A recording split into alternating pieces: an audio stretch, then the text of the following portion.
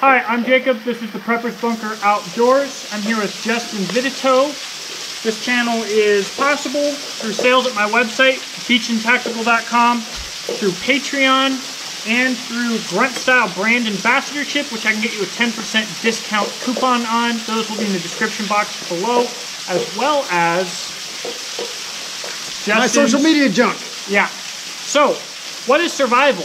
I had a discussion about what a survival knife is, and I realized that a lot of people think that survival is bushcraft.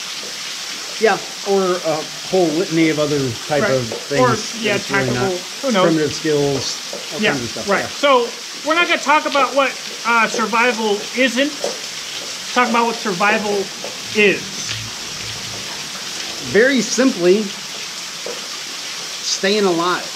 Right. Not the Bee Gees song, but staying alive in particular in a situation that has a high likelihood of you not living. So right. That's it. Like, so that can be that you flip your car over. We've talked about that before. It could be that you're stranded on a mountain somewhere and it's 20 below zero. It could be that you're on a deserted island. It could be that you got lost in the woods. But very simply, it is staying alive and not dying. Right. And hopefully getting back home. So, you know, a lot of people have this idea of what survival is, and it's kind of like what alone is. See, they're smart and they're capitalizing on that, and I don't have a problem with that. But the reality, you know, you talk to people about survival, they start talking about bushcraft knives, Morris Kachansky, whoever else. Statistically speaking, most survival situations aren't really bushcraft skills related, and in fact, the only parts of bushcraft that are probably even really viable for survival is sheltercraft and firecraft. Right. Well, and I think that's, you know, there are elements of bushcraft that may help you in a survival situation. Absolutely. There are elements of primitive skills that may help you in a survival situation.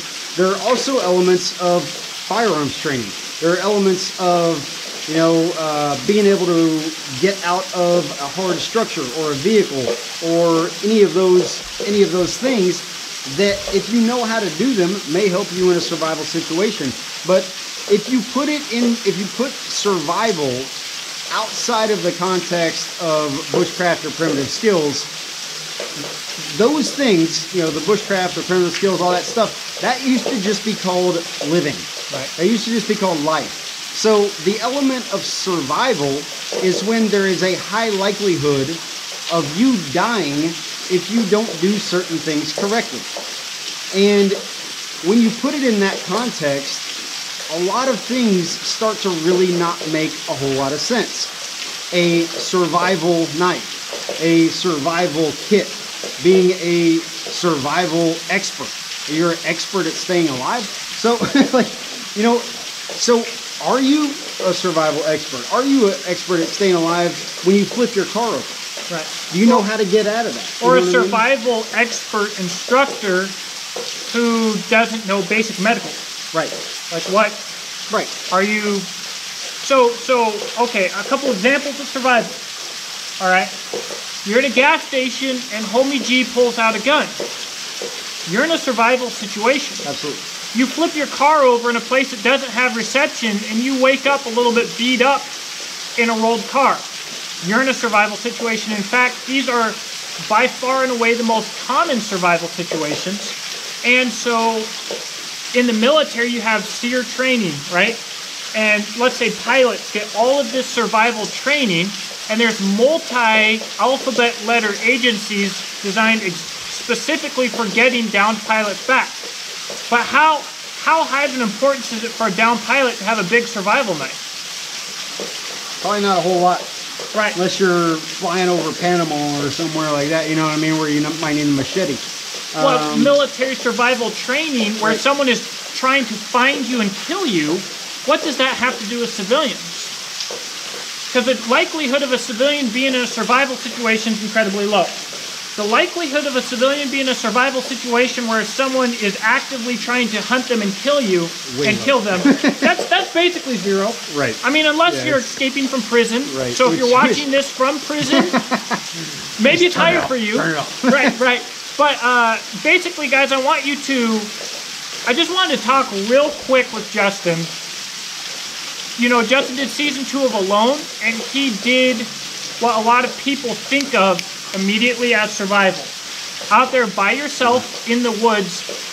Most often, if you're in a survival situation in the woods, your only priority is getting found. So, more important than carving fish hooks, per se. Yeah, that's something that you would do after you have exhausted being able to be found or self-recover, i.e. walking your happy butt out of the woods, right. Or wherever you're at. So, I tell people this about Alone, when they say something about it being survival, it wasn't. If the situation I was in on season 2 of Alone was an actual survival situation, so say I was out on a fishing boat and we crashed into a rock and I ended up in the same place, well, guess where I would have been on probably like day 2? I would have been back in town eating cheeseburgers. Right? So it's an entirely different situation. Like it's just not the same. And I think you have to put things into context of what they really mean, and I think you have to look at the likelihood of things happening in order to prioritize your training. So if you look at, okay, I spend a lot of time in, really cold areas, for instance. I live in Alaska, right? So I probably, in case my car gets stranded in the middle of the road where nobody is ever going to find me for a week, I probably need to know how to make fire. I probably need to know how to make a shelter. I probably need to know how to do those types of things so that I can last until somebody finds me, right? I'm not necessarily going out in the woods to live for the rest of my life. But we talked about this a lot, your biggest survival kit is in between your ears.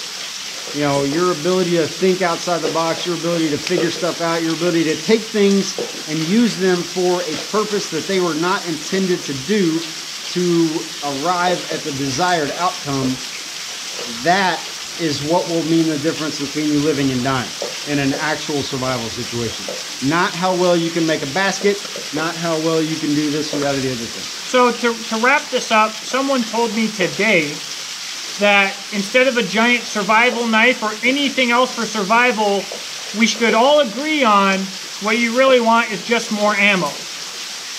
Here's the reality of it.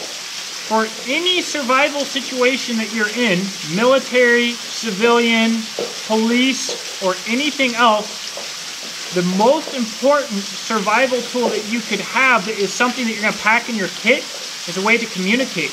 Maybe if you are anywhere in America and you've got an emergency GPS beacon and you can hit that, you're going to be home in 12 hours. And so you can't get that level of a true survival device with any other weight or size or anything of anything. So the fantasy of survival is fun. I enjoy it. The reality of survival is that it sucks.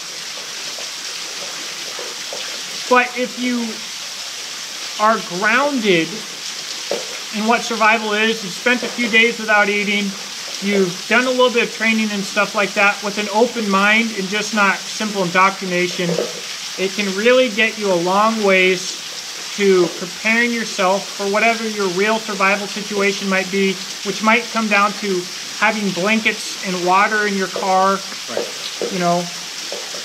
actual survival stuff. So this mentality of survival is me bushcrafting by myself alone in the woods is statistically non-existent. I think probably the only thing that I can think of, Dick Pronoka had people dropping them tools off, although he's awesome.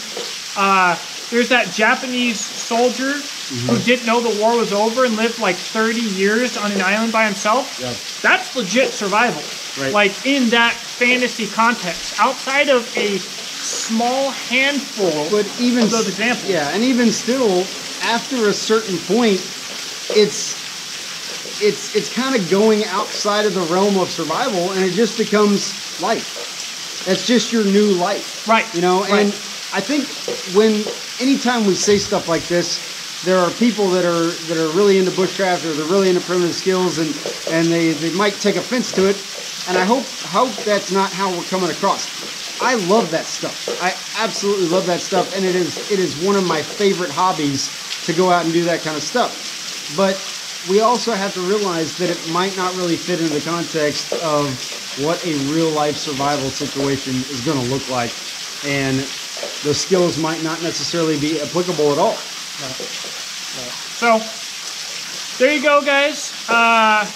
What is survival? I hope that this might have challenged what you believe, or maybe enlightened you to think about things in a different way, so long as that is beneficial, because that's the point of making these videos. Let me know what you think in the comment section below. If you want to talk about how this ties into what I think a survival knife is, or anything else, I'd be glad to talk about it. So I hope that you have a great day, and I'll talk to you soon. Thanks for watching.